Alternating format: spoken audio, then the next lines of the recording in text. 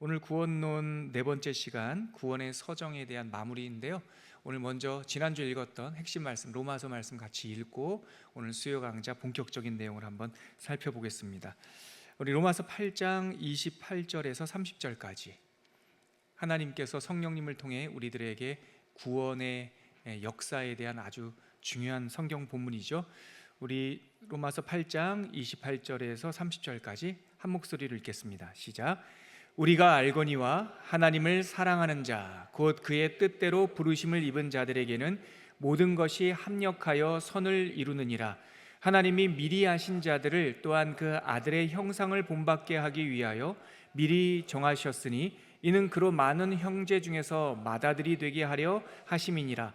또 미리 정하신 그들을 또한 부르시고 부르신 그들을 또한 의롭다 하시고 의롭다 하신 그들을 또한 영화롭게 하셨느니라. 아멘. 구원론, 그러면 성령론이라고 말씀드렸습니다. 예수 그리스도께서 십자가 사건과 대속과 부활을 통해서 구원을 완성하셨죠. 구원을 완성하시고 3일 만에 부활하신 주님, 이 땅에서 40일 동안 제자들과 함께 계셨고 승천하셨습니다. 그러면서 훗날 복음이 땅끝까지 전해지던 그날 내가 너희들이 본 그대로 다시 오리라 약속하셨고, 그래서 그날 이후로 예수님을 믿는 우리 크리스찬들은 예수 그리스도의 재림을 대망하면서 우리가 살아가고 있습니다. 이 땅에서 그런데 승천하신 후에 이 땅에 있는 성도들을 고아와 같이 내버려 두지 않겠다 예수님께서 약속하셨고, 너희들에게 또 다른 보혜사, 헬라어로 파라클레이토스, 우리 주변에, 우리 둘레에, 우리 앞에, 우리 아래에, 우리 위에, 우리 안에, 우리의 미래에, 우리의 과거에 늘 함께하여 주시는 지혜의 영 성령님을 보내주신다고 약속하셨습니다. 몇 날이 못되어 성령으로 세례를 받으리니, 말씀 그대로 승천하신 후에 열흘 만에, 그래서 우리는 40일간 예수님께서 우리와 함께 하셨고 승천하신 이후에 열흘이 지났으니 꼬박 오순절, 맥주감사절이라고 구약 성도들이 기억했던, 맥추절이라고 기억했던 그 오순절에 성령이 우리에게 오셨고, 성령님께서는 예수님께서 완성하신 그 구원을 그 후에 믿는 모든 사람들에게 이렇게 적용해 주시는 분이에요. 그래서 구원의 완성자 그러면 누구를 생각해요? 예수님. 구원의 적용자 그러면 누굽니까? 성령 하나님. 그래서 우리가 구원론을 성령론이다라고 부르는 겁니다.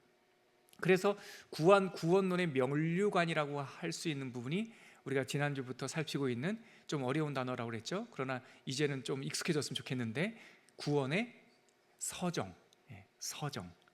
질서라는 단어를 쓰지 않는 까닭은 구원의 질서, 구원의 순서라고 만약에 우리가 직역해서 번역을 하면 믿음이 적은 성도들이 마치 스텝 밟아가는 과정처럼 이해할까 봐 일반적으로 사람들이 오해하지 않을 수 있는 새로운 단어를 정했으니 그것이 서정이라는 겁니다.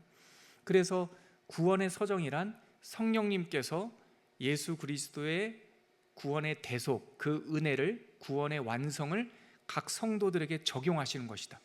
그래서 1번서부터 9번까지의 그 양상들을 우리가 살펴보지만 그것이 1번 다음에 2번, 3번, 4번, 그래서 9번까지 마치 무슨 그 미션을 완성하는 것처럼 가는 게 아니고, 순서 비슷한 이 흐름이 있구나라는 것은 알지만 성령님께서 모든 사람에게 마치 퀘스트를 끝내듯이 진행되는 것이 아니라 어떤 사람에게는 이것이 먼저, 어떤 사람에게는 저것이 먼저, 이렇게 다양하게 적용할 수 있지요.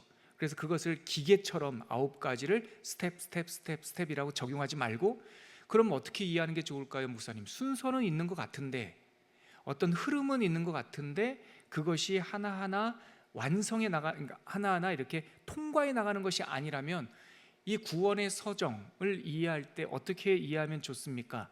예수 그리스도와의 신비적 연합으로 이해하면 좋다.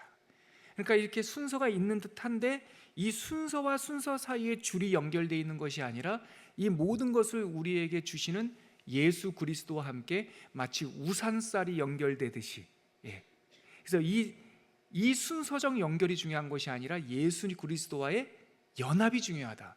이렇게까지 이해했으면 구원의 서정에 대해서 정말 아주 올바르게 정확하게 이해하고 계시는 겁니다.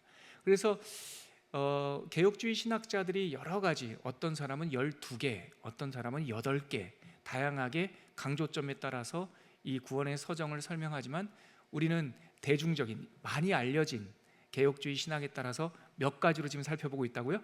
9가지. 지난주에 서론을 겸해서 했기 때문에 4가지를 살폈고 오늘 마지막 5가지를 살필 텐데 그 첫 번째, 여러분 보세요. 지난주에 4가지, 오늘 5가지인데요. 그러니까 오늘 살펴볼 첫 번째 그 구원의 서정 교리는 이 구원의 서정 가운데 제일 가운데에 있어요. 이게 의미가 있어요, 여러분.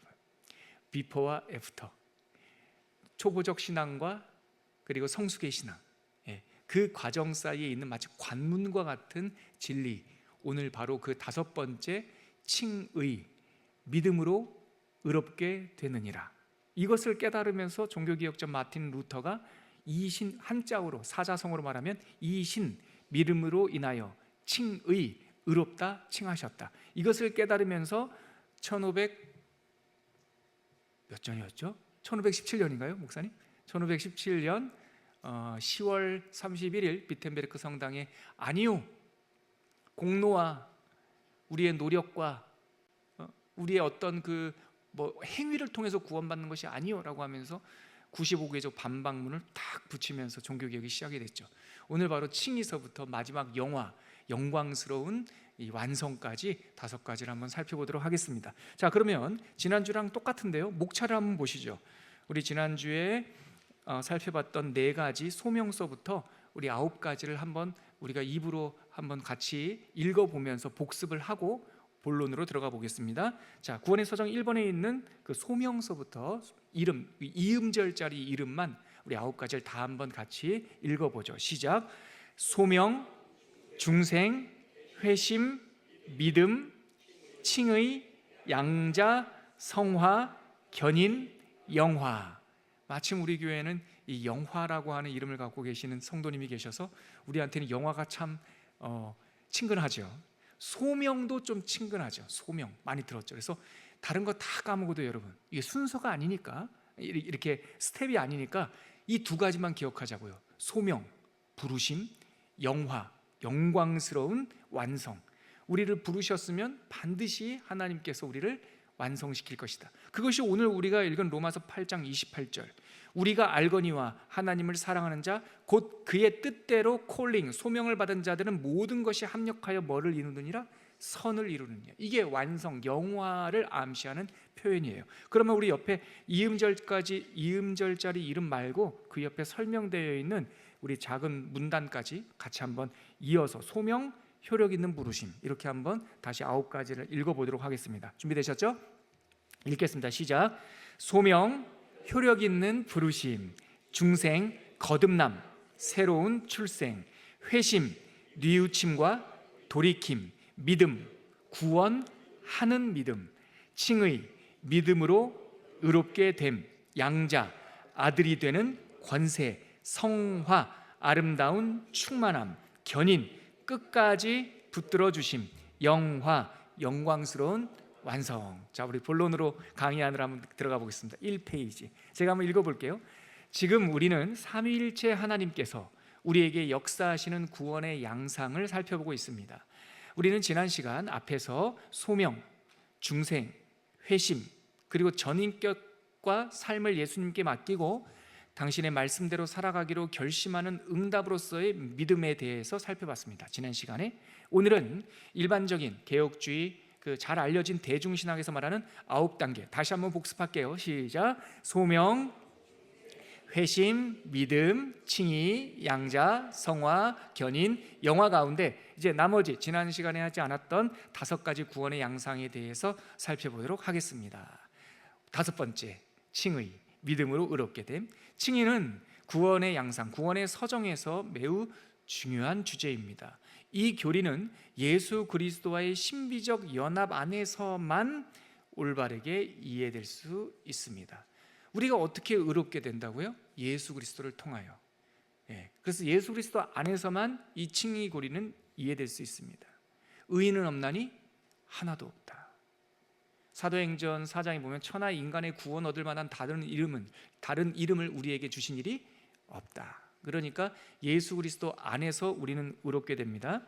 이 교리의 참 의미를 이해할 때 여러분들 강의안하고 조금 달라요. 이 강의안을 새로 다 썼는데 또 강단에 제가 올라오기 전에 다시 또 읽고 하면서 조금씩 문장을 다듬었어요. 그래서 여러분들 혹시나 조금 더 다듬어진 강의안이 필요하시면 말씀해 주시면 제가 이걸 드리던가, 아니면 우리 홈페이지에는 등단하기 전까지 제가 다듬었던 이 강의안을 올려놓도록 하겠습니다.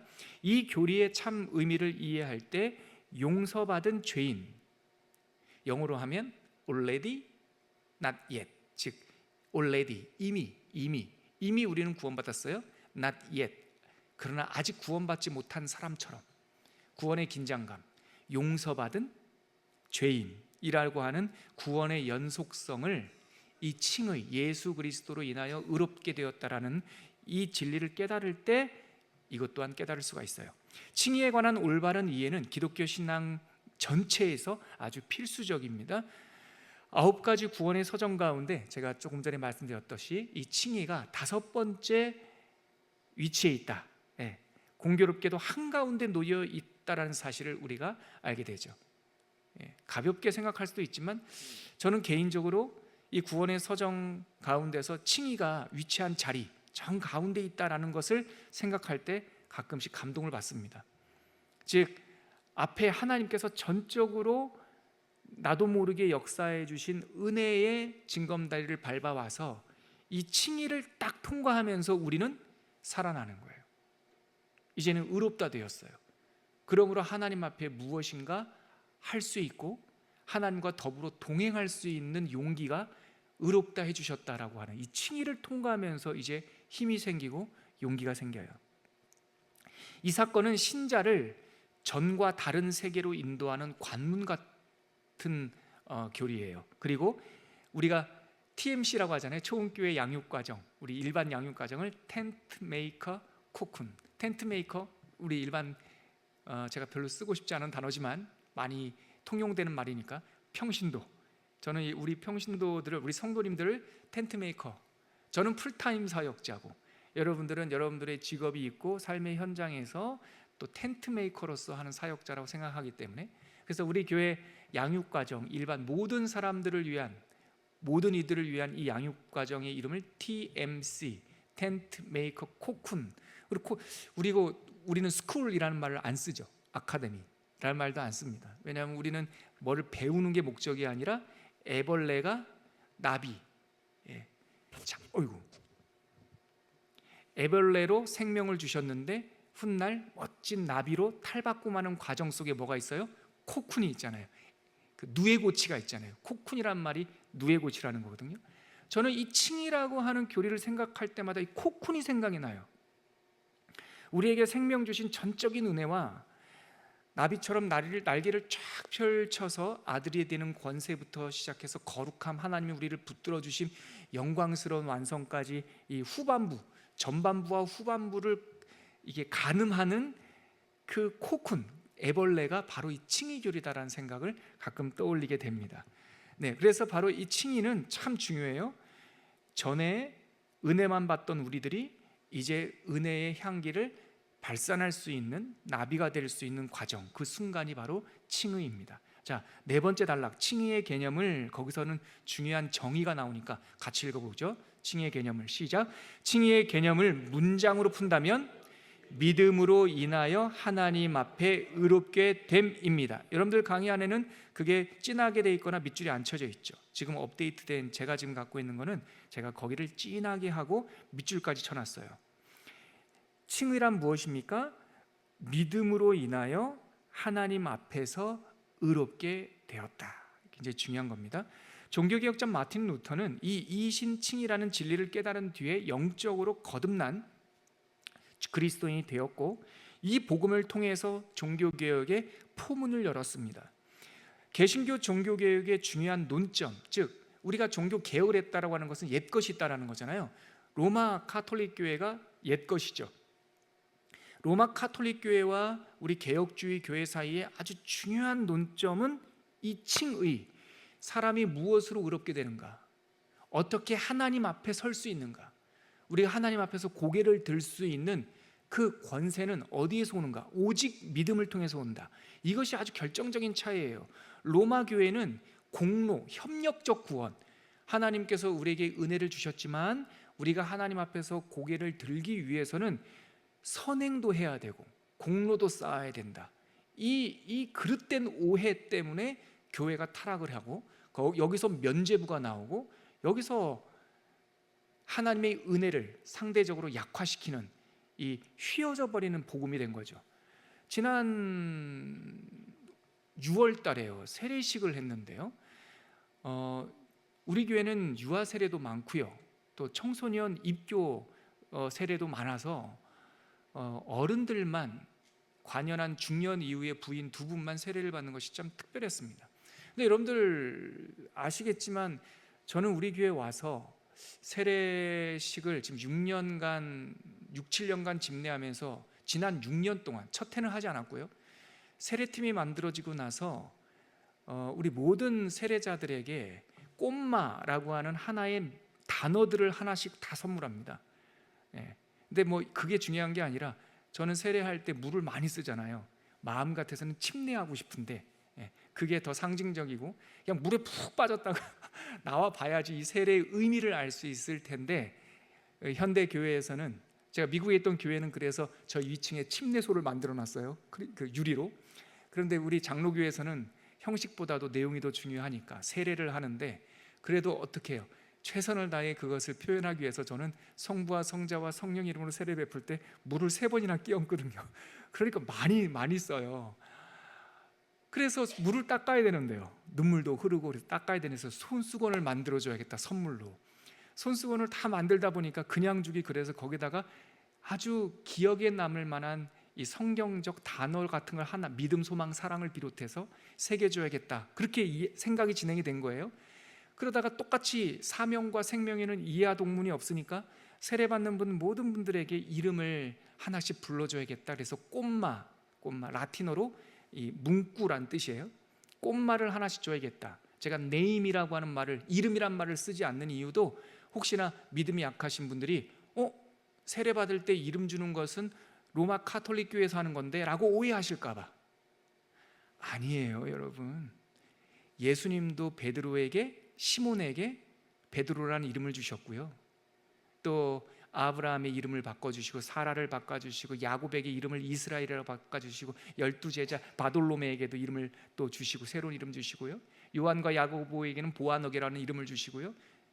사람이 성장하면서, 근데 그것은 꼭 성경시대 예루살렘에만 있었던 것이 아니라 사람은 성장하면서 어린아이의 습관과 그런 유치한 때를 벗어날 때마다 동양에서도 이름을 여러 번 바꿔서 그 이름에 부합한 삶을 살 수 있도록 이름을 불러주었거든요. 이것은 기독교, 2000년 기독교의 역사에서 아주 좋은 유산이에요. 근데 로마 교회하고 종교개혁하면서 또 서양 사람들, 종교개혁한 사람들이 다 독일 사람들, 뭐 프랑스 사람들, 이런 사람들이잖아요. 그 사람들은 원래 미들네임이 있어요. 가운데 태어나면서 크리스찬 문화 속에서 태어났기 때문에 원래 미들네임이 있으니까, 중간 이름이 있으니까 이 세례 이름에 대해서는 별로 이렇게 중요하게 여기지 않았다고요. 그 좋은 유산을 우리 개혁교회가 그냥 그 로마 카톨릭의 잘못된 것을 다 이렇게 떨어내면서 좋은 것까지, 우리 옛말에 그런 거 있죠.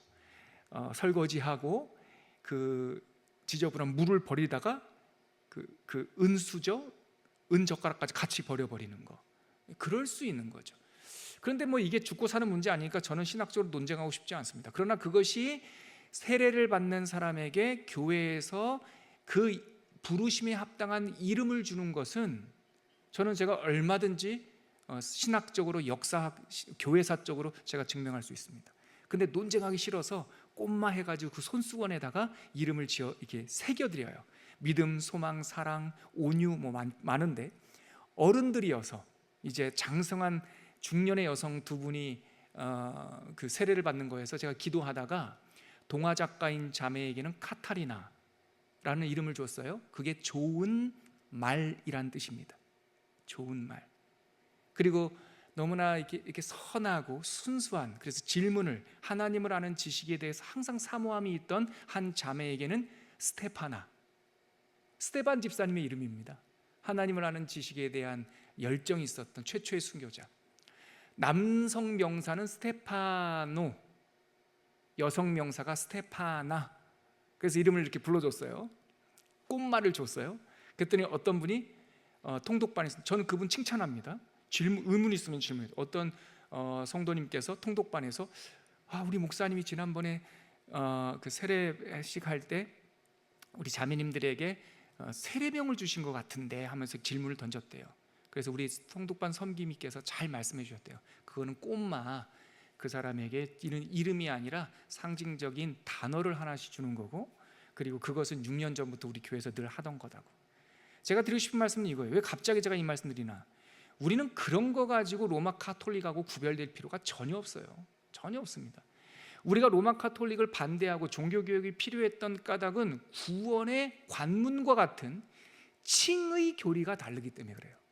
우리는 절대 로마 카톨릭을 따라갈 수가 없습니다. 왜냐하면 성경 어디에서도 공로주의를 인정하지 않습니다. 인간이 하나님의 구원에 조금이라도 보탤 수 있다는 말은 성경에 하나도 없습니다. 의인은 없나니 하나도 없다고 되어 있어요. 사람이 창세기 6장에 보면은 하나님께서 인간이 태어날 때부터 생각하는 것까지 다 악하다고 그랬다고요. 근데 우리가 무슨 수로 하나님께 공로를 쌓을 수가 있냔 말이에요. 바로 이 지점이 로마 교회와 개혁주의 교회, 정통 개혁주의 교회가 결코 타협할 수 없는 지점. 이름 이거 십자가 그림 이런 거 다 필요 없어요. 그런 거는 이럴 수도 있고 저럴 수도 있어요. 우리는 성상을 숭배하지 않습니다. 또 사람 성인들을 숭배하지 않습니다. 우리에게 거룩하신 분은 누구만 있습니까? 예수님. 우리는 죄인이지만 용서받은 죄인으로서 예수님과 결합되면 우리도 모두 다 성도라 부름받는 성자, 거룩한 사람들이 되는 거죠. 우리는 인간의 계급을 인정하지 않습니다. 우리는 인간의 공로도 인정하지 않습니다. 이것을 하나로 딱 이렇게 모으면 인간의 계급을 인정하지 않습니다. 성인과 복자와 성자를 인정하지 않습니다. 예수님 외에 마리아가 됐든 누가 됐든 어떤 중보자도 우리에게는 없습니다. 사람이 의롭게 되고 사람이 구원받는 것은 오직 예수 그리스도를 통해서만 구원받습니다. 맞죠? 이것을 다 모으면 저는 이게 인생 경험이 짧아서 이렇게 설명을 길게 하는데, 제 스승인 우리 조정민 목사님은 한마디로 no mileage 끝이에요. 구원에는 뭐가 없다? 마일리지가 없다. 마일리지 시스템은 세상 종교다. 로마 카톨릭에서 강조했던 게 마일리지란 말이에요. 공로주의. 내가 뭔가를 쌓아놓고 내가 원하는 대로 써라. 그런 거 없어요. 노 마일리지. 이게 예수님께서 우리에게 주셨던 거예요. 돈 없는 자도 자격 없는 자도 다 내게로 와라. 나에게 와서 값 없이 공로 없이 내 생수를 마셔라 하셨잖아요. 그게 콜링이지 않습니까? 구원의 서정에서 그래서 첫 번째가 효력 있는 부르심. 그 효력, 능력은 누구에게만 있어요? 하나님과 예수님과 성령에게만 효력이 있어요. 우리는 힘이 있어요, 없어요? 없어요. 그러니까 우리가 구원받았다고 해서 우리 인간이 엔진이 장착되는 겁니까? 아니에요. 우리는 엔진이 장착되는 게 아니에요. 예수님과 함께 연결될 뿐이에요. 연합될 뿐이에요. 그러면은 우리 이렇게 피조된, 스스로는 아무것도 구원할 수 없는 인간이 어떻게 구원의 서정, 하나님의 영광스러운 완성까지 나아갑니까? 유일한 능력이신 예수님이 기관차처럼 우리를 끌고 가니까. 그래서 성경에서 말하는 구원의 능력은 주입되는 것이 아니고 전가되는 것이다. 이거 굉장히 중요합니다, 여러분. 우리는 기름이 떨어진 존재가 아니라고요. 죄가 들어와서 엔진은 괜찮은데, 능력은 있는데 죄 때문에 기름이 앵꼬 난 사람 캐톨릭 신학. 그래서 공로로 채우면 된다는 거예요. 주입. 그래서 로마 카톨릭 교회에서는 은혜와 구원의 주입을 말해요. 성경에서 그렇게 말하지 않습니다. 우리는 백해무익합니다. 죄는 우리의 능력을 뺏어간 것이 아니라 우리 자체를 망가뜨려 버린 거예요. 맞죠? 맞아요, 안 맞아요? 지금 너무나 몰두하고 계시는 겁니까? 이런 얘기 처음 들어봐요? 제가 지금 조심스럽게 꽉꽉 눌러 얘기하지만 이 강의는 녹화되는 거잖아요. 이 수요 강좌는. 개혁주의 신학에서 이것을 논박할 사람 없습니다. 죄는 우리의 능력을 뺏어간 것이 아니라 우리 존재, 우리의 생명을 망가뜨려 버린 거예요. 그래서 전적인 무능력이에요. 우리는 무능력이라고요. 조금 구원받을 가능성이 우리들에게 하나도 없어요. 완전한 무능력이에요. 그렇기 때문에 기름을 넣어봤자 우리 엔진은 돌아가요? 안 돌아가요? 안 돌아가요. 오히려 공로를 쌓는 것이 우리 인간에게 더 이 죄의 무게를 더욱더 가중시키는 짐이 될 뿐이에요. 기름 넣지 마요. 기관차에다가 여러분 기차에다가 기름 계속 갖다 놓으면 차만 무거워져. 그러면 이 기차가 달려갈 수 있는 것은 예수 그리스도라고 하는 엔진, 그 힘이 우리와 신비적으로 연합되어서 그 예수 그리스도의 공로와 예수 그리스도의 효력 있는 부르심을 통하여 우리를 견인 끌고 간단 말이에요. 이것을 전가, 힘을 주입하는 것이 아니라 힘이 우리에게 전가됐다, 이렇게 말해요. 이게 칭이에요. 지금 엄청 많은 이야기를 제가 막 요약해서 설명드리고 있는 겁니다. 들을만 하시죠? 무슨 얘기인지 아시겠죠? 자, 다시 오늘 강의 안으로 들어와서 우리가 1517년 종교개혁이 반드시 필요했던 까닭은 로마 교회에서 바로 이 칭의 교리가 타락한 거예요. 인간이 뭐라고 할 수 있다고 자꾸 가리킨 거예요. 그래서 공로주의 사상이 있었고요. 공로가 남는다. 공로가 남는다. 왜 남겼을까요? 더 많이 성당 짓는 데다가 돈을 많이 내고 선행을 베풀어서 남은 공로를 가지고 먼저 돌아가신 사랑하는 가족들에게 이 공로를 주겠다. 그게 여공사상이에요. 그래서 면죄부를 팔았던 겁니다. 여공, 먼저 죽은 사람을 어떻게 하든지 내 공로로 구원할 수 있다라고 하려면 그 사람들이 완전히 죽음 판결받으면 안 되잖아요. 그래서 천국과 지옥 사이에 연옥이라고 하는 성경에도 없는 것을 또 만들어 놨어요. 연옥, 중간지대. 중간지대는 없습니다. 중간지대는 없습니다. 죽은 사람이 구천을 떠도는 게 아닙니다. 성도는 눈을 계세요 하고 눈을 딱 감고 뜨면 천국입니다. 여기는 찰나와 망막이 아주 얇은 시간도 없는 겁니다. 그러니까 그렇게 신학을 막 꼬아 놓으니까 이 마틴 루터도 그 카톨릭 신학에 빠져가지고 어떻게 하면 내 죄를 사할 것인가, 그래서 막 고행하고 성 베드로 성당 그 계단을 무릎으로 막 올라가고 금식하고 자기의 등을 채찍으로 때리고 막 이러한 끔찍한 그런 고행 이쪽에 빠졌었죠. 두려움에 쌓였었죠. 근데 마틴 루터가 로마서에 있는 오직 의인은 믿음으로 말미암아 살리라, 이 말씀을 발견하고 자유를 얻고 이신칭이 오직 믿음, 이것으로 종교개혁의 포성을 빵 올린 거예요. 자, 로마 교회와 우리 성경적 개혁주의와의 결정적 차이는 어느 교리에서 갈린다? 칭의 교리에서 갈린다. 굉장히 중요한 것입니다. 그래서 이 개념은 우리 개혁주의 신앙에서 아무리 강조해도 지나치지 않습니다. 제가 지금 이것만 7분째 설명했는데요, 강조해도 지나치지 않아요. 제 근거가 제 설명이 아니라 성경에 있습니다. 이 말의 칭의의 근거는 로마서 1장 17절 같이 읽겠습니다. 시작. 복음에는 하나님의 의가 나타나서 믿음으로 믿음에 이르게 하나니 기록된 바 오직 의인은 믿음으로 말미암아 살리라 함과 같으니라. 이것이 여기만 나오는 것이 아니라 구약 하박국서에도 나오고요, 갈라디아서 신약서에도 나옵니다. 이 이신칭의는 성경을 관통하는 진리입니다. 성경은 공로주의를 지지하지 않습니다. 오직 믿음에 의한 구원이라는 성경적 복음과 선행에 기초한 구원이라고 하는 로만 카톨릭의 거짓 복음을 나누는 구분선은 바로 이 칭의에 대한 올바른 이해에서 구분되는 겁니다. 바울은 로마서에서 성령님이 우리에게 구원을 적용하시는 과정을 짧게 개관하면서, 바로 우리가 시작하면서 읽었던 로마서 8장 28, 29, 30절, 바로 우리가 읽었던 그 본문을 통해서 구원의 적용 과정을 짧게 개관하면서 명시적으로 칭의를 언급하고 있어요. 요약하고 있는 중에서도 칭의를 빠뜨리지 않았어요. 방금 우리가 읽었던 30절 말씀 같이 읽어볼게요. 주황색 시작. 또 미리 정하신 그들을 또한 부르시고 부르신 그들을 또한 의롭다 하시고 의롭다 하신 그들을 또한 영화롭게 하셨느니라. 여기서 세 가지로 딱 요약했는데요. 부르심, 칭의, 영화. 9개 중에 세 가지만 정확하게 요약해서 언급하고 있는데, 요약하는 중에서도 부르심을 생각하지 않아요, 칭의를 생각하지 않아요, 영화를 생각하지 않아요. 여러분 절 보십시오. 9가지 구원의 서정에서 첫 번째가 뭐예요? 서정의 첫 번째 소명, 부르심. 정 가운데가 뭐예요? 칭의. 맨 마지막이 뭐예요? 영화예요.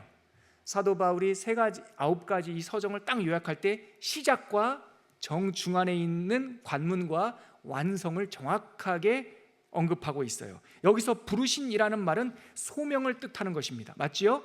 바로 이어서 나오는 의롭다 하시고라는 말은 명백히 칭의를 말하는 겁니다. 근데 이 문장을 읽어보면 바울은 누가 이것을 한다고요? 부르시는 분은 하나님이에요. 즉 소명과 함께 의롭다 하시는 사건은 명백하게 하나님의 일이에요. 우리의 공로가 아닙니다. 우리가 부름받을 만해서 부르신 게 아니에요. 오직 은혜로 우리를 부르셨고, 우리가 의롭다 할 만해서 의롭다 부르신 게 아니에요. 예수님의 공로 때문에, 그의 대속 때문에 우리를 의롭다 해 주시는 거예요. 하나님께서 의롭다 칭해 주시는 일은, 여러분 이 문장이, 제가 이 단락을 쓰면서 굉장히 고민을 많이 했어요. 다듬고 또 다듬었어요. 우리 이 단락을 한번 읽어볼까요? 하나님께서, 시작. 하나님께서 의롭다 칭해 주시는 일은 인간의 현 상태에 대한 평가가 아닙니다. 여전히 죄인 되고 부족하지만 예수 그리스도의 공로와 은혜로 인하여 죄가 없다고 선언해 주시는 겁니다. 저를 보십시오. 이 말이 뭐냐? 하나님께서 우리를 의롭다 해 주시는 게 우리가 의로워서 하시는 말씀이 아니라는 거예요. 우리가 빛이어서 빛이다라고 말씀해 주지 않고 소금이어서 소금이라고 말씀하지 않아요. 여전히 부족하지만 선언이 먼저 있는 거예요. 너희는 빛이다, 너희는 소금이다. 그 말씀으로 우리 가운데 빛이, 소금이 효력 있게 되는 거예요. 우리가 의로운 이게 표준어가 아닌 것 같아서 의로운 건덕지가 있는 게 아니라고요. 죄인이에요. 근데 하나님께서는 우리를 의롭다 불러주세요. 누구 때문에? 예수님 때문에. 즉 그래서 예수 그리스도의 공로와 은혜로, 거기서 다시 읽어볼게요. 시작. 두 번째 줄 시작. 예수 그리스도의 공로와 은혜로 인해 죄가 없다고 선언해 주시는 법정적 의미입니다. 로마서에서 이것을 상상하면서 로마서를 기록하고 있는데, 저를 보실래요? 그러니까 예를 들어서 제가 죄를 지었어요. 근데 로마서에 보니까 그 죄가 살인에 해당하는 죄, 죽음의 사형에 해당하는 죄라고 되어 있어요. 로마서를 읽으면 사도 바울은 인간이 사형에 해당하는 죄를 짓고 하나님의 법정 앞에 서 있는 모습을 상상하면서 로마서를 아주 심각하게 기술하고 있어요. 그래서 사망이, 죄가, 율법이 우리를 고소해요.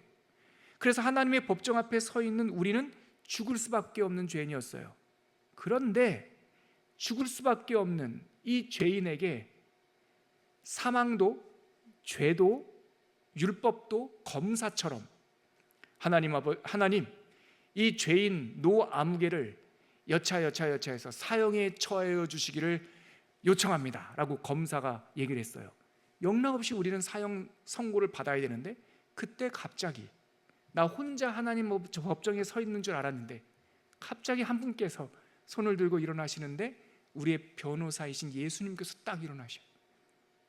그래서 사형에 해당되는 우리들을, 노아무개가 죄인인 건 맞지만, 이 사람이 생명으로 갚아야 하는 건 맞지만, 친애하는, 존경하는 재판장님, 이 노아무개가 진 모든 죄를 제가 대속하겠습니다 라고 예수 그리스도께서 우리의 죄를 하나님의 법정에서 대신 갚아주셨어요. 그래서 하나님의 공의가 예수님 때문에 이루어졌어요. 그 하나님의 법정에서 다 갚아줬으니까 어떻게 돼요? 나는 여전히 사형에 해당하는 죄를 진 사람으로서 그 앞에 서 있는데, 예수 그리스도께서 갚아주셨기 때문에 우리 재판장 되신 하나님은 뭐라고 선언할 수밖에 없어요? 죄인이었지만 예수 그리스도를 통하여, 내 아들 독생자 예수를 통하여 죄 없다 판결하노라. 땅. 사탄과 율법과 사망은 거기서 기겁을 하는 거죠. 우리를 보고요? 아니요, 예수님을 보고. 그래서 칭의란 내가 의로워서 받는 것이 아니라 예수님 때문에 선언되어진 무슨 의미다? 법정적 의미다. 그러니까 교만할 사람 한 사람도 없다. 그래서 우리가 그때 얘기했듯이 죄의 책임은 예수님 때문에 면제되었지만 우리에게는 또다시 죄를 반복할 수 있는 뭐가 남아있어요? 죄의 오염이 남아있으니까. 그러니까 already 이미 구원받은 사람이지만 not yet 아직 구원받지 못한 사람처럼 주님 앞에, 성령 앞에, 하나님 앞에 항상 겸손하고 그 부르심에 합당한 삶을 살기 위하여 항상 하나님 앞에 구하고 동행해야 되는 칭의 이후의 과정이 남아있다. 아들답게 거룩하게 땅끝에 있어도 하나님께서 나를 붙들어 주신다라고 하는 신뢰와 믿음을 가지고 영화롭게 나아가야 되는 두 번째 세션이 기다리고 있는 것이죠. 그러므로 즉 제가 여러분들 강의 안에는 하약 그냥 똑같이 될 텐데요, 저는 이거 여러분들에게 꼭 설명드리고 싶어서 새로 고친 강의 안에는 진한 글자와 밑줄까지 쳐놨어요. 즉부터 같이 읽어볼게요. 시작. 즉 칭의는 인간의 잔고증명서가 아니라 예수님의 대속적 은혜의 영수증입니다. 제가 이 문장은 신학책에서 못 봤어요. 제가 쓴 문장이에요. 하나님께서 칭의, 우리를 의롭다 하시는 것을 내 잔고증명서라고 이해하면 안 돼요. 우리는 잔고가 없어요. 그러면 칭의라고 한 내가 의롭게 됐다는 것은 뭘로 이해해야 된다? 예수님께서 테텔레스타이 다 지불하였다 십자가에서 말씀하신 영수증이에요. 영수증. 내가 아버지와 함께, 예수님과 함께 천국의 창고에 들어갔는데 내가 마음에 드는 장난감이 있어서 그걸 하나 들고 나와요. 누구를 보고? 우리 주님 하나님을 보고 들고 나오는데 앞에서 캐셔가 그래요. 돈 내요. 나는 돈이 없어요. 갖다 놔야 돼요? 나 없는데 어떡하지? 이러는데 예수님께서 냈어요 하고 영수증 보여주면 거의 paid, 지불했음 딱 보여주면 끝나는 거예요. 그것이 바로 우리가 천국에 가는 이유, 우리가 살 수 있는 이유, 하나님께서 우리에게 성령의 선물을 주시는데 그것을 누릴 수 있는 이유가 바로 예수님의 대속적 은혜, 즉 이 영수증, 칭의 사건 때문에 가능한 것이죠. 공로주의는 우리 스스로 빚을 갚으라고 채권하지만 성경은 그것은 불가능한 일이며 이 예수를 힘입어 의롭다 하심을 받는 것밖에 없다라고 가르칩니다. 사도행전 13장 39절 같이 읽겠습니다. 시작. 또 모세의 율법으로 너희가 의롭다 하심을 얻지 못하던 모든 일에도 이 사람 예수 그리스도를 힘입어 믿는 자마다 의롭다 하심을 얻는 이것이니라. 이 신칭이 믿음으로 의롭다 하심을 얻음. 로마서 3장 20절에서 22절 읽겠습니다. 시작. 그러므로 율법의 행위로 그의 앞에 의롭다 하심을 얻을 육체가 없나니 율법으로는 죄를 깨달음이니라.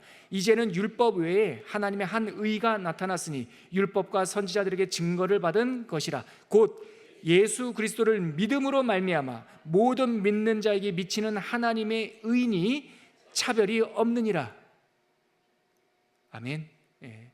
그래서 예수님께서 우리에게 주시는, 예수님을 통해서 우리에게 주시는 이 복음이란 누구든지 다시 시작할 수 있다. 차별이 없다. 예수 믿으면 구원받는다. 로마서 3장 28절 같이 읽겠습니다. 시작. 그러므로 사람이 의롭다 하심을 얻는 것은 율법의 행위에 있지 않고 믿음으로 되는 줄 우리가 인정하노라. 숨비바죠. 결박하다. 인정하다는 말은 동의하다는 것이 아니라 여기에 믿음으로 되는 줄 우리가 결박한다. 내가 이것에 묶는다 그 뜻이에요. 하나님께서 그리스도의 공로로 인하여 하나님의 의를 우리에게 뭐하여 주시니? 주입이 아니에요. 전가시켜 주시니 우리가 그를 믿고 힘입어 의롭다 하심을 받는 사건이 칭의의 교리입니다. 여섯 번째, 양자, 아들이 되는 권세. 의롭다 칭해 주시는 것이 법정적 선언, 즉 법적 지위라면 이 결과로 인하여 하나님의 자녀가 된다는 새로운 관계적 지위가 형성돼요. 내가 의롭게 되면 곧 양자라고 하는 하나님의 아들 된다라고 하는 신분의 변화가 일어나요. 우리가 본래 외인이었으나 맏아들 예수 그리스도에게 접붙여지심으로 로마서 11장에 보면 참감람나무, 돌감람나무 이렇게 나와 있는데, 우리는 원래 돌감람나무였는데 참감람나무에 접붙여지면서 우리의 삶의 열매가 뭘 맺게 돼요? 참감람나무의 열매를 맺게 돼요. 그러니까 우리가 예수님에게 접붙여지면서 우리도 이분을 통하여 하나님의 자녀가 되는 권세를 얻게 되는 것이죠. 영접하는 자 곧 그 로마서 1장 요한복음 1장 12절 말씀, 영접하는 자 곧 그의 이름을 믿는 자에게는 하나님의 자녀가 되는 권세를 주셨으니 그것을 하나님의 나라에 입양됐다, 즉 양자라고 말합니다. 그러나 그 권세는 입양되었지만, 예수님을 통하여 하나님의 자녀가 되었지만 권세에서 차별이 있는 게 아니에요. 똑같아요. 아들이면 함께한, 그리스도와 함께한 상속자다라는 말씀이 성경에 있습니다. 그리스도와 영광을 누리는 권세까지 우리에게 고스란히 있는 겁니다. 요한복음 1장 12절, 제가 강의 안에 있는데 암송을 했네요. 같이 읽겠습니다. 시작. 영접하는 자 곧 그 이름을 믿는 자들에게는 하나님의 자녀가 되는 권세를 주셨으니. 그래서 우리 아들 딸들이, 우리가 그 집 살 때 10원 하나 보탠 거 없는데, 아니 그 친구가 태어나기도 전에 우리가 산 건데, 결혼하면서 그 아이들이 우리 집이라고 말하는 거예요. 왜요? 아들이니까. 심지어 아버지 어머니는 우리 집 얘기하는데 그 아들 녀석은 자기 친구들 데리고 와서 내 집 가자 이럴 수도 있어요. 자기가 뭐 한 게 있다고. 근데 그게 틀려요? 맞죠? 왜요? 아들의 권세가 있는 거예요. 우리가 바로 그 권세를 예수님과 더불어 누리는 겁니다. 로마서 8장 17, 18절 같이 읽을게요. 시작. 자녀이면 또한 상속자 곧 하나님의 상속자요 그리스도와 함께한 상속자니 우리가 그와 함께 영광을 받기 위하여 고난도 함께 받아야 할 것이니라. 생각하건대 현재의 고난은 장차 우리에게 나타날 영광과 비교할 수 없도다. 자, 7번째 구원의 서정, 성화, 거룩하게, 이 sanctification, 이 성화라는 말, 저는 이렇게 풀었어요. 거룩하게 됨이라고 하는 것보다 아름다운 충만함, 흘러넘치는 것. 자, 칭의가 법적 지위라면 양자는 신분적 지위라고 그랬죠. 칭의, 법적 지위, 그러면 양자, 아들이 된다라고 하는 신분적 지위. 이렇게 법적, 신분적 지위가 새롭게 부여되면 이제 부여되었다고 해서 당장 아들의 삶에 합당한 인간이 되질 않아. 이 부분이 중요해요. 내가 의롭게 법정에서 선포받았고요, 선포받아서 하나님의 양자가 되었는데요, 그 거룩한 부르심에 합당한 삶이 그날부터 시작되는 게 아니에요. 이게 문제예요, 이 땅에서는. 그래서 우리는 아버지를 닮아가고 아버지를 기쁘게 하고 아버지를 이해하면서 점점 철이 들어가죠. 그것을 신학에서는 성화, 거룩하게 됨, 노병균 목사의 풀이로 말하면 아버지 하나님의 아름다움을 닮아서 청출어람처럼 하나님의 성품이 우리에게 충만하게 흐르는 것, 저는 그것을 성화라고 설명할 수 있습니다. 선언과 신분은 단번에 바뀌지만 우리가 아버지 하나님을 닮아가고 그의 충만한 데까지 이르는 일은 무엇을 통과해야 돼요? 시간을 통과하는 과정이 필요한데 이것을 성화라고 부릅니다. 자, 에베소서 4장 13절 같이 읽겠습니다. 시작. 우리가 다 하나님을 믿는 것과 아는 일에 하나가 되어 온전한 사람을 이루어 그리스도의 장성한 분량이 충만한 데까지 이르리니. 여러분, 저 한번 보시겠어요? 제가 이것을 깨달았기에 담임 목회를 시작한 초원교회에서 양육과정을 세팅할 때 2년이라고 하는 시간을 잡은 거예요. 적어도 4계절 2번은 우리가 함께 보내야죠. 저도 수영록교회 있을 때 바이블 아카데미 팀장 그거 하면서 16주 과정, 근데 나중에는 16주도 길다고, 석 달도 길다고 8주 과정, 하여튼 속성으로 뭘 자꾸 해달라고 하는 요청들이 많았는데요, 거기는 요청이 하도 많으니까 했죠. 저도 16주도 하고 8주도 하고. 제가 거기서 꽤나 여러 가지를 만들어 봤습니다. 그런데 자아 비판을 하자면 제가 이런 결론을 내렸어요. 성경 공부로는 사람이 안 바뀌더라. 안 바뀌어요. 필요 없다라는 건 아닙니다. 바뀌신 분들, 성화의 과정에 있는 분들이 성경 공부를 통해서 힘을 내기는 하는데 그거 몇 과목 수료했다고 사람이 안 바뀌어요. 그러면 공부가 필요 없습니까? 필요 있어요. 지금 우리가 공부하고 있어요. 근데 공부를 하려면 적어도 1년, 2년 긴 시간을 함께 통과해야 돼요. 그래서 제가 이런 강의를 하면서 여러분들이 한 번에 뭘 확 바뀔 거야 기대도 안 해요. 근데 여러분, 제가 장담하건대요, 힘들죠. 아니, 세상 어느 교회에 이 가장 일반적인 양육 과정, 특별 훈련 과정이 아니라 일반적인 과정을 2년씩 하는 교회가 어디 있어요? 저도 그게 조금 과하다는 거 알아요. 근데 이 방법이 아니고서는 저는 안 된다고 생각하거든요. 가르치는 이 내용이 아니라 시간이요. 그래서 지루하고 힘들어도요, 그래서 저희가 출석 체크 안 하잖아요. 이 긴 시간을 출석 체크까지 해봐. 저희가 뭐 수료증, 뭐 중간고사, 기말고사 안 보잖아요. 한번 보려고 했다가 제가 그냥 문매 맞을 뻔했잖아요. 내가 다 100점 맞게 해주겠다고 해도 싫다고 해가지고 그렇게 부담된다는데 뭐 굳이 할 필요 있나? 안 보잖아요. 그렇죠? 그런데 왜 모든 것을 포기하면서 2년이라고 하는 시간은 지킬까요? 꼭 참고요. 다 모범생 안 돼도 되고 다 100점 맞는 거니까 2년이라는 시간을 통과해 보세요. 그냥 완주 한번 해보세요. 달라져요. 한 바퀴로 안 되면 2번 한번 해보세요. 평생 수요예배 드리는데 뭐 하나님 말씀 배워가면서 반복하고 복습하고 하면 얼마나 좋아요. 저는 분명히 하나님께서 우리를 다루어 주실 것이라고 믿어요. 성화의 과정도 중요한 게 시간을 통과하다라고 하는 개념이에요. 자, 그래서 장성한, 여러분 보세요. 장성한 분량이 충만한 데까지 이르리니라는 말은 과정이 있다는 것을 암시하고 있잖아요. 암시하고 있잖아요. 하늘에 속한 하나님의 자녀들은 하나님과 함께 천천히 동행하면서 하나님의 거룩한 성품에 참여하게 됩니다. 사실 이거 여러분들 강의 안에는 없어요. 새로 만든 거 있습니다. 사실 첫사람 아담과 하와에게 하나님께서 요구하셨던 것, 에덴 동산에서 아담과 하와가 해야 됐던 것이 뭐냐면 TMC예요. 천천히 동행하는 거예요. 근데 마귀가 와가지고 뭐라 그래요? 저거 사고 하나만 딱 잡숴봐. 그냥 한순간에 바뀌어. 이걸 한마디로 뭐라고 말한다고요? 지름길의 유혹. 이단들은 다 지름길의 유혹이 있어요. 신학이 타락하면 다 지름길의 유혹을 한다고요. 금호 하나 딱 떨어뜨리고 땡그랑 떨어지면 구원받는, 그런 게 어디 있어요, 세상에. 구원은 단번에 주는 거지만 그 구원받던 사람의 합당한 삶을 살려면 시간을 통과해야죠. 그렇게 사람이 되어가야죠.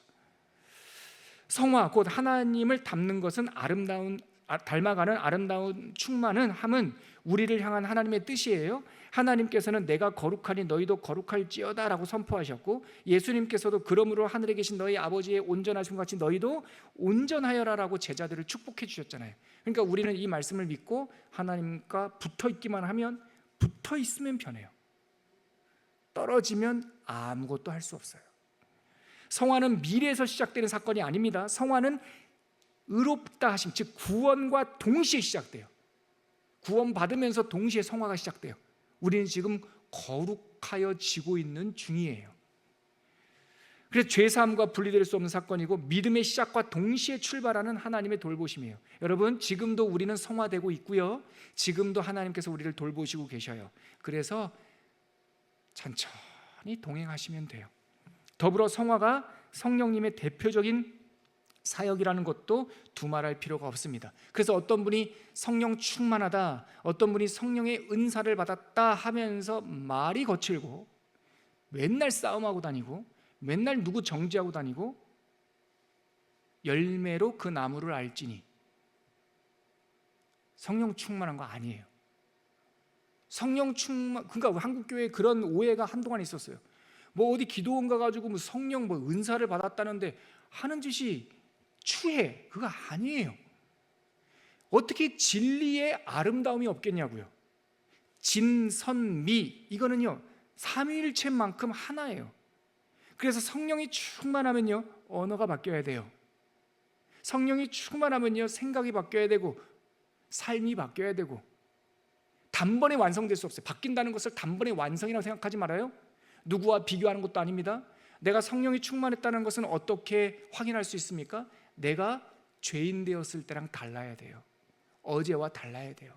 조금씩 한 걸음 한 걸음 나아가야 돼요. 그것이 성령 충만함의 분명한 기준입니다. 좋은 교회를 담임하는 노목사도 그거 지켜봅니다. 저분이 뭘 어떻게 했냐라는 거 안 봅니다. 저분의 경향성을 봅니다. 그래서 달라지는 모습을 보면 뛸 듯이 기쁩니다. 그게 핵심이니까요. 그러므로 성화의 과정 속에서 성도들에게 필요한 것은 우리 안에 내주하시는 성령님의 지도를 따라 적극적으로 응답하고 함께 가겠다고 하는 결단이에요. 그래서 데살로니가전서 5장 19절에 어떤 말씀이 있어요? 성령을 소멸하지 말아라 라는 말씀과 오직 너희를 부르신 거룩한 이처럼 너희도 모든 행실에 거룩한 자가 되라. 기록되었을 때 내가 거룩하니 너희도 거룩할지어다. 이 레위기 19장에 있는 말씀을 인용하고 있지 않습니까? 그래서 성도는 이 땅을 사는 동안에 항상 복종하여 두렵고 떨림으로 너희 구원을 뭐하라? 이루라. 구원을 주신 것을 우리는 구원을 이루어가는 사람처럼 살아야 되는 거예요. 견인, 끝까지 붙들어 주심. 우리 시간이 많이 됐으니까 같이 읽어볼까요? 견인이란 시작. 견인이란 구원받은 성도들을 하나님께서 끝까지 붙들어 주시는 결국 구원을 완성하신다는 교리입니다. 성화가 성도의 삶과 관련된 오랜 과정이라면 견인은 그 과정이 홀로 걷는 외로운 길이 아니라 하나님이 내 옆에서 동행하고 계신다라고 하는 위로의 약속이에요. 너 혼자 가지 않는다. 내가 너 옆에서 손 꼭 잡아주고 있을게. 그게 견인이에요. 자, 로마서 8장 38절 39절 읽겠습니다. 시작. 내가 확신하노니 사망이나 생명이나 천사들이나 권세자들이나 다른 어떤 피조물이라도 우리를 우리 주 그리스도 예수 안에 있는 하나님의 사랑에서 끊을 수 없으리라. 믿으시죠? 이게 견인입니다. 네, 그리고 하나 더 읽죠. 성경 우리 가운데 강의 내용은 여러분들 한번 읽어보시고요. 시편 139편 7절에서 10절 같이 읽겠습니다. 시작. 내가 주의 영을 떠나 어디로 가며 주의 앞에서 어디로 피하리이까. 내가 하늘에 올라갈지라도 거기 계시며 스올에 내 자리를 펼지라도 거기 계시니이다. 내가 새벽 날개를 치며 바다 끝에 가서 거주할지라도 거기서도 주의 손이 나를 인도하시며 주의 오른손이 나를 붙드시리이다. 여기서 견인 교리가 나온 거예요. 우리가 바다 끝에 심지어 사망의 음침한 골짜기 스올 거기에 거한다 할지라도 주의 손이 나를 붙드시고 인도하신다. 아멘. 마지막 영화, 영광스러운 완성입니다. 같이 읽어볼게요. 시작. 이제 성도가 받은 구원의 은혜에 성령님께서 역사하시는 구원의 여정 가운데 마지막 양상을 말할 때입니다. 그것은 우리 믿음의 영광스러운 완성 곧 영화입니다. 이것은 성도의 삶, 성도가 삶을 마무리한 후에 이 세상의 죄와 멍에에서 완전히 벗어나 완전하고 거룩하고 흠이 없는 상태에 이르는 것. 즉 종말은 두 가지가 있어요. 우리 마지막 종말론에서 제가 좀 자세히 말씀드릴 텐데 개인적인 종말이 있고 우주적 종말이 있어요. 나의 죽음은 개인적 종말이에요. 그래서 영화란 예수님 재림할 때 완성되는 것이 아니라 속히 완성이 돼요. 우리가 이 땅의 삶이 끝나면 하나님 나라에 들림받지요. 거기서 영화롭게 이 땅의 장막짐이 무너지면 새로운 장막짐을 주고, 지금은 우리가 거울을 보는 것처럼 희미하나 그때에는 얼굴과 얼굴을 대하여 볼 것이요. 영화는 우리의 삶이 마무리되는 순간 천국에서 이루어지고 마지막 날 예수님이 재림하실 때 상상할 수 없는 어떤 또 영화로움, 새 하늘과 새 땅 완성이 일어날 것이다 라고 성경에서 약속해주고 있어요. 유다서 1장 24절 같이 읽어보겠습니다. 시작. 능히 너희를 보호하사 거침이 없게 하시고 너희로 그 영광 앞에 흠이 없이 기쁨으로 서게 하실 이. 누가 섭니까? 우리가. 어떻게 해요? 영광과 흠이 없는 기쁨으로. 마지막 장 내용 읽어보시고요. 성경만 한번 읽어보죠. 시간이 많이 됐으니까. 요한계시록 21장 새하늘과 새 땅, 새 사람, 새 예루살렘 모든 것을 새롭게 하는 그 마지막 날 재림날의 영광입니다. 같이 읽어볼게요. 시작. 보좌에 앉으신 이가 이르시되 보라 내가 만물을 새롭게 하노라 하시고 또 이르시되 이 말은 신실하고 참되니 기록하라 하시고 또 내게 말씀하시되 이루었도다. 나는 알파와 오메가요 처음과 마지막이라. 이거는 마지막 날 우리가 영화롭게 될 상황을, 사람도 영화롭게 되고 땅도 새 하늘, 땅도 새 땅, 하늘도 새 하늘, 교회도 새 예루살렘, 새 백성, 그 내용이 21장에 나와 있습니다. 마지막 단락은 제가 마무리해 볼게요. 지금까지 살펴본 구원의 서정에 관한 9가지 교리들은 성도들에게 희망을 주며 의의 면류관을 사모하게 합니다. 각 내용들을 주도하는 주체를 중심으로, 그러니까 누가 이 일들을 일으키시는가라는 것을 중심으로 구분해 보면 각각 2개씩 묶을 수가 있어요.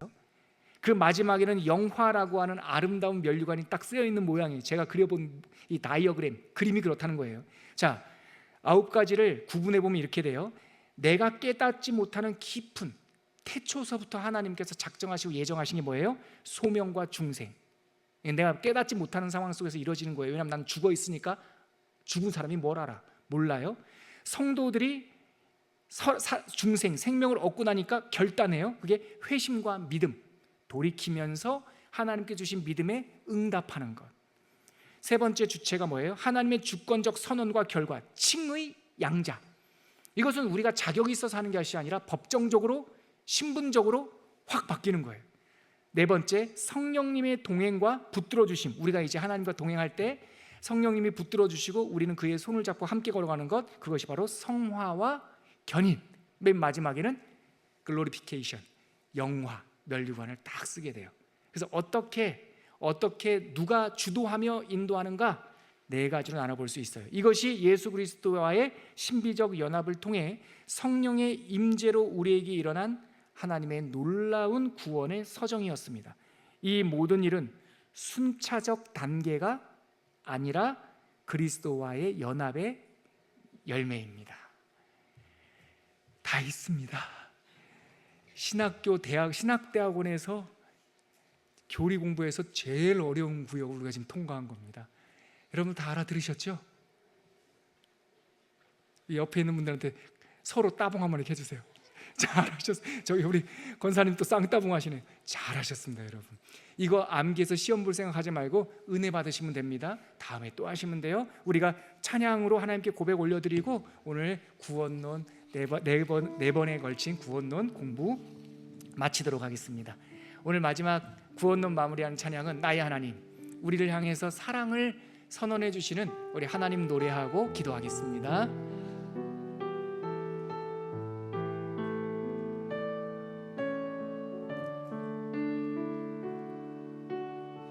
나의 사랑, 나의 사랑, 너는 어여쁘고 참 귀하다.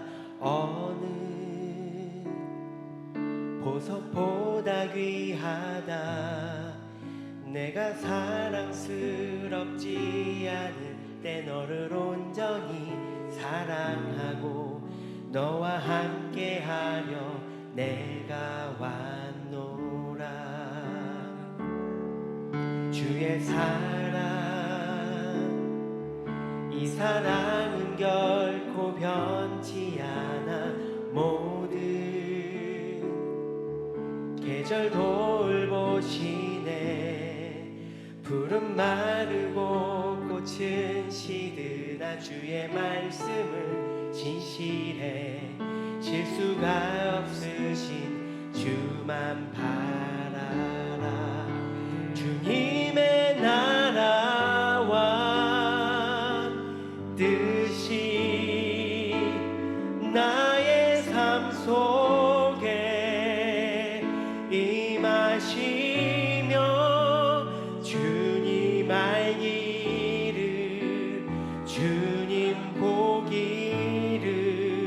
소망해.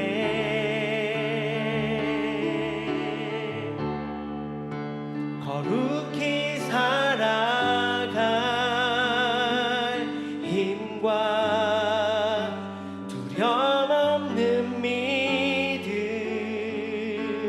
주신 나의 하나님,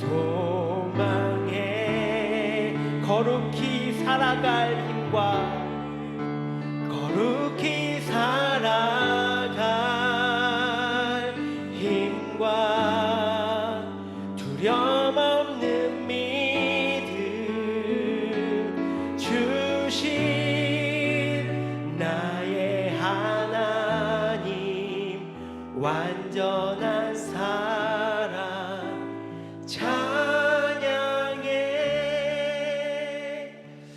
성도 여러분, 우리 1학기를 마무리하는 이 의미 있는 시간에 오늘 이 찬양을 우리 고민수 목사님이 선곡하셨는데 너무 좋더라고요. 이 가사와 곡을 만든 박우정 자매 TMC 안 했잖아요. 그래서 구원의 서정 사실 안 배웠을 가능성이 높은데 이 가사 안에 구원의 서정 9가지가 다 들어있어요. 거룩히 살아갈 힘을 주신다. 성화예요. 뭐 사랑받을 거 아무 조건도 자격도 없는데 우리를 부르셨다. 소명, 믿음, 또 칭의 다 들어있어요. 오늘 9가지 공부를 여러분들이 암기 못해도 돼요. 근데 이 찬양은 기억하시겠죠?